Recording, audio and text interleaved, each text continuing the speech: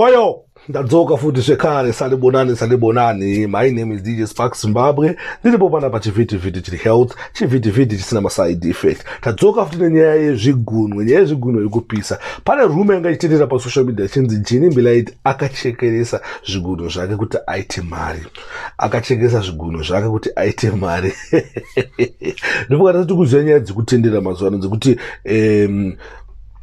vanhu vakutengesa zvigunwe zvavo kuti vaite mari. Saka vanhu vangakuti Ginimbi lite nedzungu raari kuita mazuva ano kukanda mari iri kuita sei, mukomana aita sei akachekesa zvigunwe. But Ginimbi azoti no, abva aprovira vanhu wrong, akati no, ini zvigunwe zvangu zvese zvakakwana, mari yandinayo imari yangu, kuhasla.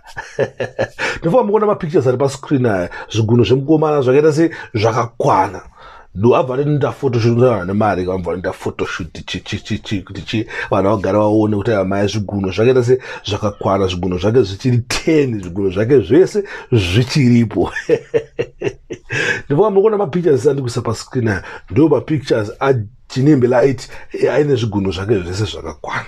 Saka Ginimbi lite ari kuti mari yake haisi yekuromba, mari yake haisi yekutengesa zvigunwe, mari yake ndeye kuhasla, mari yake ndeye kutsvaga oga. Guys, ndo nyaya yanga ndinayo, yanga ndauya nayo panapa, nyaya dzezvigunwe inyaya dziri kupisa, inyaya dzekuti tinenge tichiuya tikupa updates kuti dzapapi, magetoisi ari kuti chii, vanhu vari kumboita sei, vangani so far waita madhiri aya kuti vaite mari. So guys, thanks for watching, thanks for supporting Zim Reality ITV. My name is DJ Sparks Zimbabwe.